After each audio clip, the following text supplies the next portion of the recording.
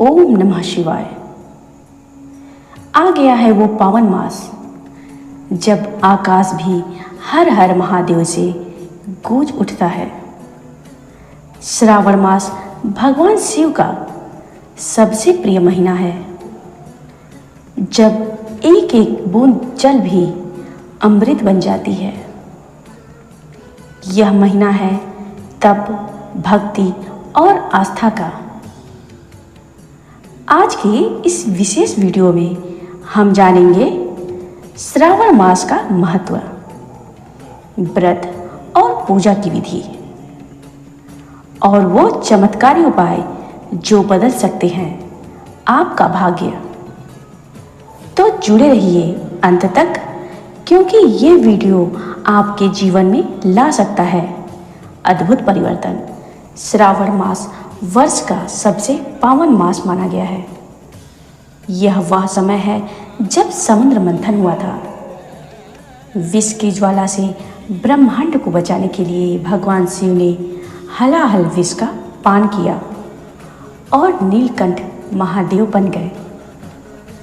उस समय सभी देवताओं ने शिव जी को शांत रखने के लिए गंगा जल से अभिषेक किया और तभी से श्रावण मास में शिवलिंग पर जल चढ़ाने की परंपरा प्रारंभ हुई। इस मास में हर सोमवार का व्रत अत्यंत फलदायक माना गया है। जो श्रद्धा से उपवास करता है और इस कथा महात्म्य को सुनता है, उसे सौभाग्य, आरोग्य और मोक्ष की प्राप्ति होती है। श्रावण मास महात्म्य, पहला अध्याय। ईश्वर शरद कुमार संवाद में श्रावण मास के महात्म्य का वर्णन। श्रावण मास महात्म्य, पहला अध्याय। शौनक बोले, हे सूत, हे महाभाग, हे व्यास शिष्य, हे अकल्मष, आपके मुख से अनेक आख्यानों को सुनते हुए हम लोगों की तृप्ति नहीं होती है, अपितु फिर सुनने की इच्छा बढ़ती जा रही है। तुला राशि में स्थित सूर्य में कार्तिक मास का महात्म्य, मकर राशिगत सूर्य में माघ मास का महात्म्य और मेष राशिगत सूर्य में बैसाख मास का महात्म्य, और इसके साथ उन मासों के जो भी धर्म हैं उन्हें आपने भली भांति कह दिया। यदि आपकी मत में इनसे भी अधिक महिमामय और कोई मास हो तथा भगवत प्रिय कोई धर्म हो तो उसे आप अवश्य कहिए, जिसे सुनकर कुछ अन्य सुनने की हमारी इच्छा न हो। वक्ता को श्रद्धालु श्रोता के समक्ष कुछ भी छिपाना नहीं चाहिए। सूत जी बोले, हे मुनियों, आप सभी लोग सुने। मैं आप लोगों के वाक्य गौरव से अत्यंत संतुष्ट हूँ। आप लोगों के समक्ष कुछ भी गोपनीय मेरे लिए नहीं है। दंभ रहित होना, आस्तिकता, सठता का परित्याग, उत्तम भक्ति, सुनने की इच्छा, विनम्रता, ब्राह्मणों के प्रति भक्ति परायणता, सुशीलता, मन की स्थिरता, पवित्रता, तपस्विता और अनसूया, ये श्रोता के 12 गुण बताए गए हैं। वे सभी आप लोगों में विद्यमान हैं। अतः मैं आप लोगों पर प्रसन्न होकर उस तत्व का वर्णन करता हूँ। एक समय प्रतिभाशाली शरद कुमार ने धर्म को जानने की इच्छा से परम भक्ति से युक्त होकर विनम्रता पूर्वक ईश्वर भगवान शिव से पूछा। सनत कुमार बोले, योगियों के द्वारा आराधनीय चरण कमल वाले हे देवदेव, हे महाभाग, हमने आपसे अनेक व्रतों तथा बहुत प्रकार के धर्मों का श्रवण किया, फिर भी हम लोगों के मन में सुनने की एक अभिलाषा है। 12 मासों में जो मास सबसे श्रेष्ठ, आपकी अत्यंत प्रीति कराने वाला, सभी कर्मों की सिद्धि देने वाला हो और अन्य मास में किया गया कर्म यदि इस मास में किया जाए तो वह अनंत फल प्रदान करने वाला हो। हे देव, उस मास को बताने की कृपा कीजिए। साथ ही लोकानुग्रह की कामना से उस मास के सभी धर्मों का भी वर्णन कीजिए। ईश्वर बोले, हे सनत कुमार, मैं अत्यंत गोपनीय भी आपको बताऊंगा। हे सुब्रत, हे विधिनंदन, मैं आपकी श्रवण इच्छा तथा भक्ति से प्रसन्न हूँ। 12 मासों में श्रावण मास मुझे अत्यंत प्रिय है। इसका महात्म्य सुनने योग्य है, अतः इसे श्रावण कहा गया है।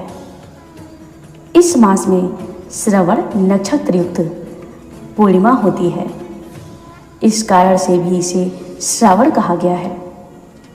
इसके महात्म्य के श्रवण मात्र से यह सिद्धि प्रदान कराने वाला है, इसलिए भी यह श्रावण संज्ञा वाला है।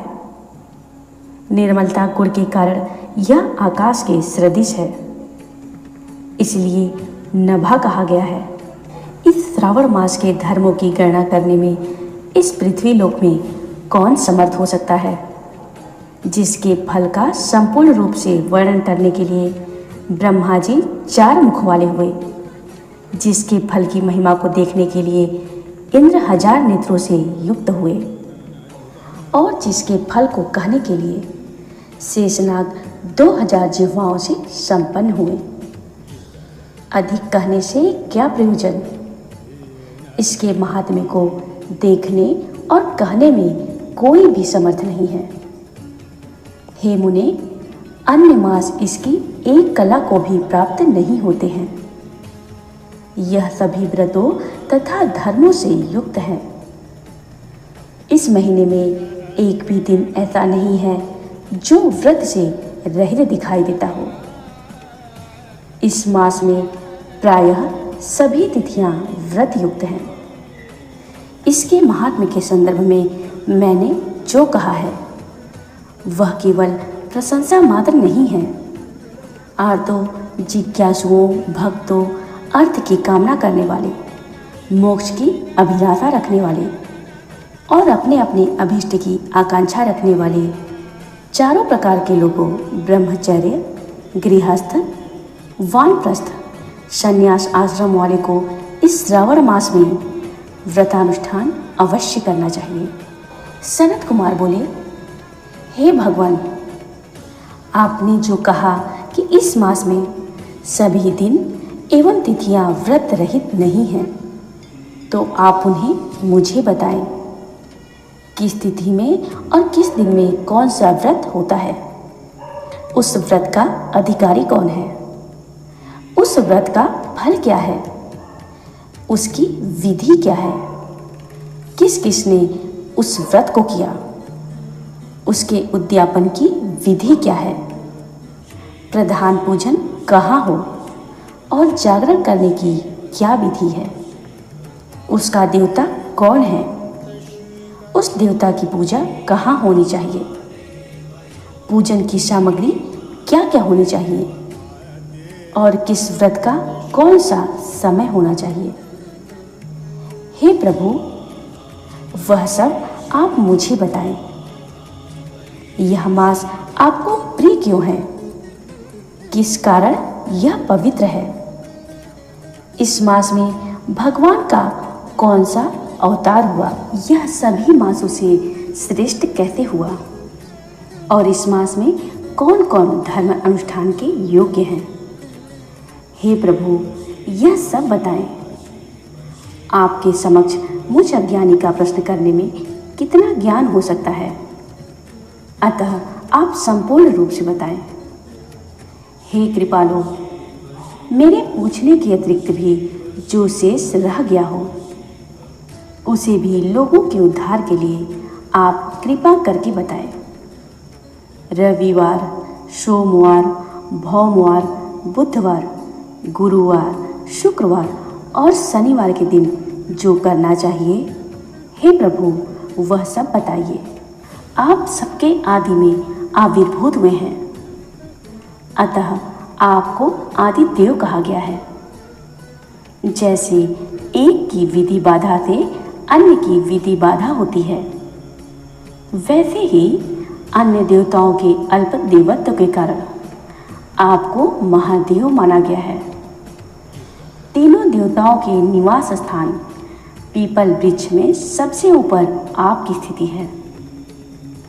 कल्याण रूप होने के कारण आप शिव हैं और पाप समूह को हरने के कारण आप हर हैं। आपके आदिदेव होने में आपका शुक्ल वर्ण प्रमाण है, क्योंकि प्रकृति में शुक्ल वर्ण ही प्रधान है, अन्य वर्ण विकृत है। आप कर्पूर के समान गौर वर्ण के हैं, अतः आप आदिदेव हैं।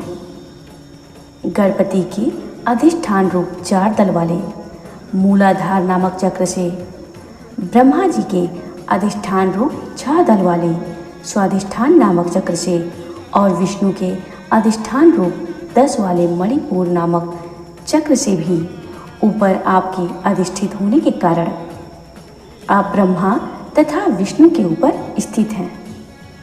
यह आपकी प्रधानता को व्यक्त करता है।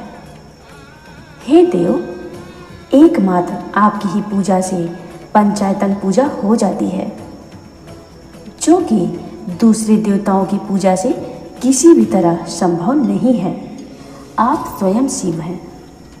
आपकी बाईं जांघ पर शक्ति स्वरूपा दुर्गा, दाहिनी जांघ पर गणपति, आपके नेत्र में सूर्य तथा हृदय में भक्तराज भगवान श्री हरि विराजमान हैं। अन्न के ब्रह्म रूप होने तथा रस के विष्णु रूप होने और आपके उसका भोक्ता होने के कारण, हे ईशान, आपके श्रेष्ठ तत्व में किसे संदेह हो सकता है। सबको विरक्ति की शिक्षा देने हेतु आप शमशान में तथा पर्वत पर निवास करते हैं। पुरुष सूक्त में उता नितत्व शेषाणु इस मंत्र के द्वारा प्रतिपादन के योग्य है। ऐसा महर्षियों ने कहा है।